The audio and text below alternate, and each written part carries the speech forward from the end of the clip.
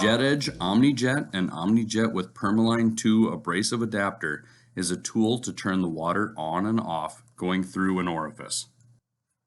Replacing on-off valve components for an Omnijet is necessary when there is water leaking through the orifice and/or nozzle while the tool is turned off. The Omnijet has a needle seat connection that needs to be replaced as necessary. A leaking Omnijet greatly increases the chance of a high-pressure water injury. To begin, turn the intensifier pump off and lock out the pump. Move the carriage to an easily accessible location.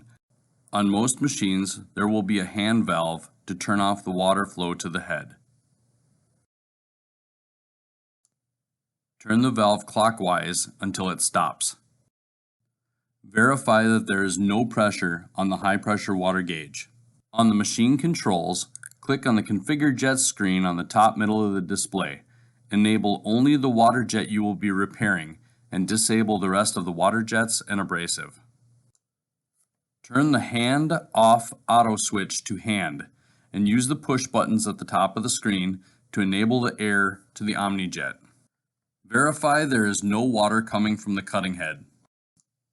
The Omnijet is now safe to work on.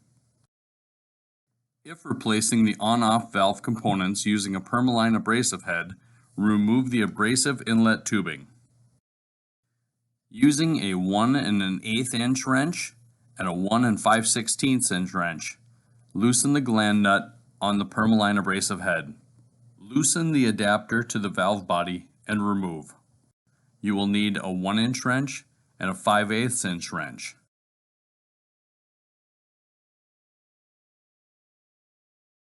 Verify that the seat is removed with the adapter.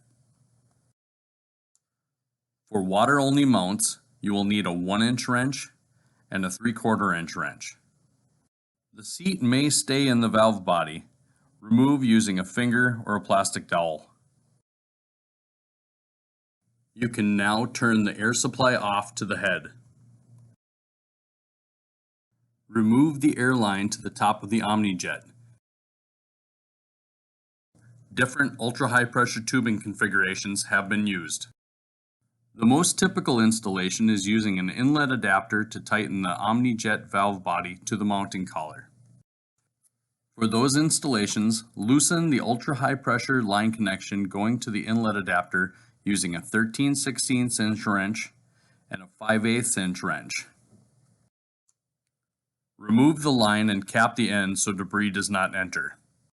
Loosen the inlet adapter from the mounting collar and inspect the replaceable cone insert. If so equipped, remove and inspect, clean, or replace the short stop filter.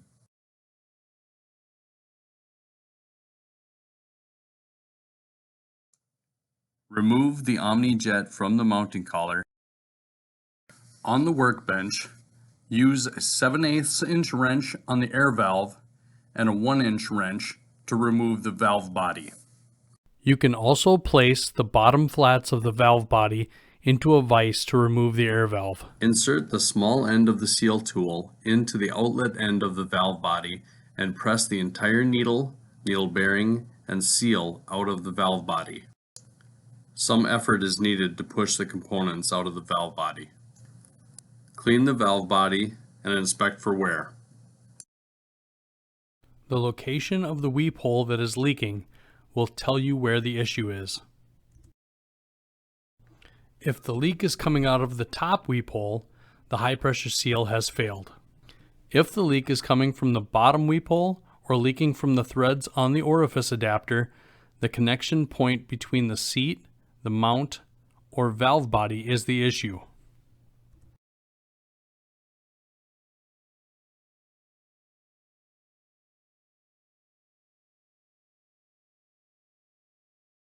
Slide the seal on the needle. Notice the orientation of the O-ring on the seal. Apply high-pressure lubricant to the seal.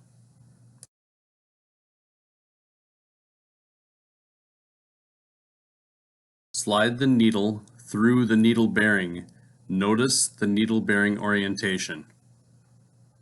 Press the seal down until it contacts the wide diameter end of the needle bearing. Insert the assembly into the valve body. Use the flat end of the seal tool to press the assembly into the valve body. These collars are the most common and have features to guarantee the connection between the valve body and the inlet adapter.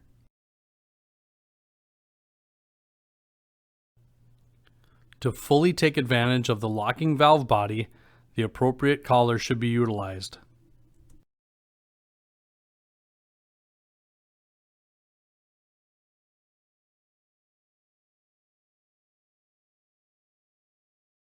Clean off debris from the air valve and reapply precision lubricant to the threads of the air valve.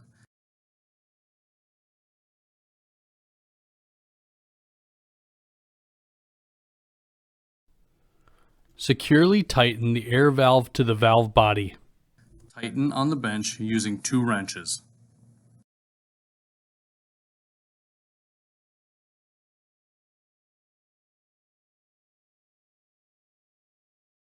Bring the Omnijet back to the machine and install in the mounting collar.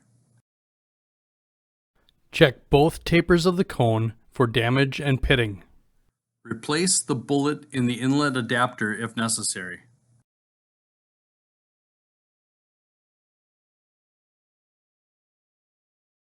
Thread the inlet adapter into the mounting collar, having the cone angle make contact with the inlet of the valve body.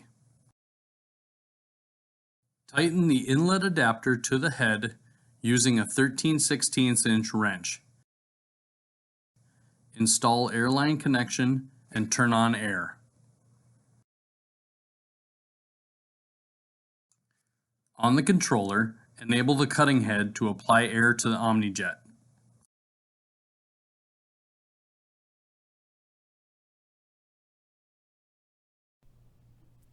Turning on the air allows the air valve to open and the needle to travel upwards when it is contacted with the seat.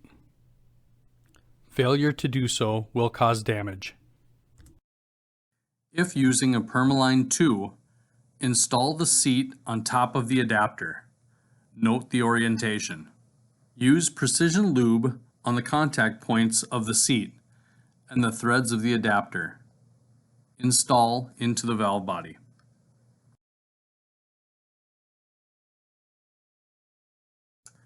Using 2 wrenches, tighten the adapter to the valve body connection. After tightening, turn the abrasive body to the correct location for the abrasive line connection. Once in the correct orientation, tighten the gland nut to the abrasive body using a 1 1/8 inch wrench and a 1 5/16 inch wrench. If using a water-only mount, install the seat onto a clean orifice mount, noting orientation. Apply precision lubricant to the threads and the contact points of the seat. Tighten the mount using a 1 inch wrench and a 3/4 inch wrench. Install ultra high pressure tubing on the cutting head, applying precision lube as necessary.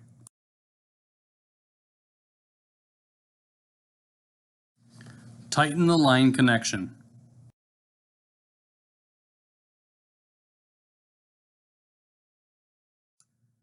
Open the hand valve to allow ultra high pressure water flow. Disable the cutting head and remove locks from the pump. The best practice after working on any component in the high-pressure water system is to flush the lines to prevent damaging the orifice with debris. The machine is now ready to be brought back into service. Start the pump and intensifier and slowly bring up the pressure with the cutting head closed to check for leaks. If no leaks are present, manually cycle the cutting head on and off multiple times to verify proper operation.